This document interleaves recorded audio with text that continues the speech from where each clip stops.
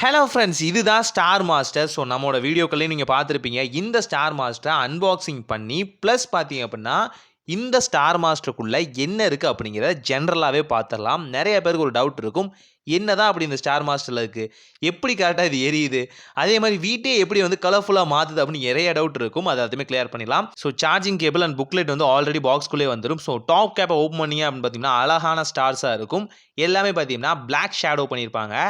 பாட்டமில் பார்த்தீங்க அப்படின்னா நீங்கள் வந்து ஆல்ரெடி வந்து செல் போட்டுக்கிற மாதிரி தான் ஆப்ஷன் இருக்கும்.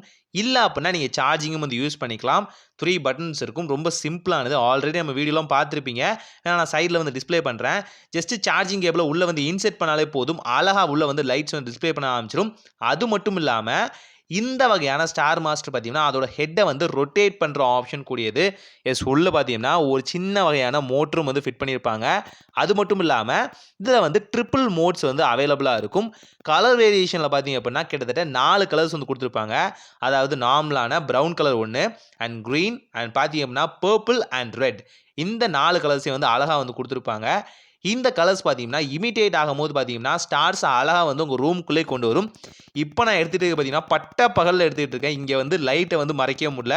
ஸோ அதனால் வந்து பேப்பரில் வச்சு உங்களுக்கு காமிக்கிறேன். சார்ஜிங் கேபிளை ரிமூவ் பண்ணிவிட்டு இப்போ வந்து ஓப்பன் பண்ணி காமிக்கிறேன். ஸோ டாப்பாக பாட்டமானு பார்த்தீங்கன்னா ஃபஸ்ட்டு வந்து பாட்டமில் ஓப்பன் பண்ணிடலாம். ஏன்னு பார்த்தீங்க அப்படின்னா பாட்டமில் இருக்கிறது தான் பார்த்தீங்கன்னா மெயின் விஷயமே. டாப்பில் இருக்கிறதெல்லாம் பார்த்தீங்க அப்படின்னா என்னடா இவ்வளோ தானா அப்படின்னு இருக்கும். ஸோ அதனால் பார்த்தீங்கன்னா ஸ்பெஷலே ஃபஸ்ட்டு காமிச்சிடுறேன்.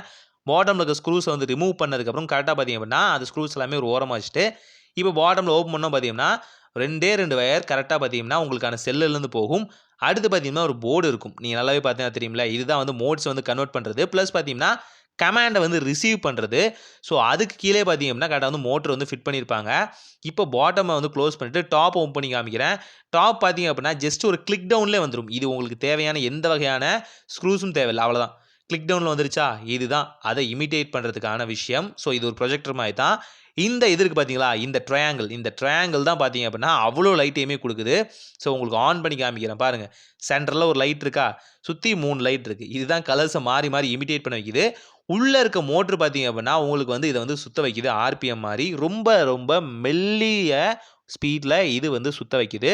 ஸோ இப்படி தான் உங்களுக்கு அழகான ஸ்டார் மாஸ்டர் ஒர்க் ஆகுது. நிறைய பேர் நினச்சிருப்பீங்க, ஸ்டார் மாஸ்டர் இவ்வளோ பெருசாக இருக்கே, சூப்பராக இருக்கே, இதுக்குள்ள நிறைய விஷயம் இருக்குமா அப்படின்னு. அப்படிலாம் எதுவுமே இல்லை. ஜஸ்ட்டு பார்த்தீங்கன்னா அவுட்ரு பாடியை வச்சு தான் வந்து அவங்க கவரேஜ் பண்ணுறாங்க. இந்த அவுட்ரு பாடியை வச்சு தான் ஸ்டார் மாஸ்டர் வந்து சேல் பண்ணிட்டு இருக்காங்க.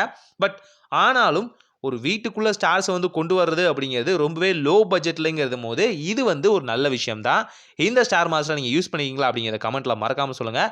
அடுத்து எந்த மாதிரி விஷயங்களை வந்து டியர் டவுன் பண்ணலாம் அப்படிங்கிறத கமெண்ட்டில் தாராளமாக சொல்லுங்கள்.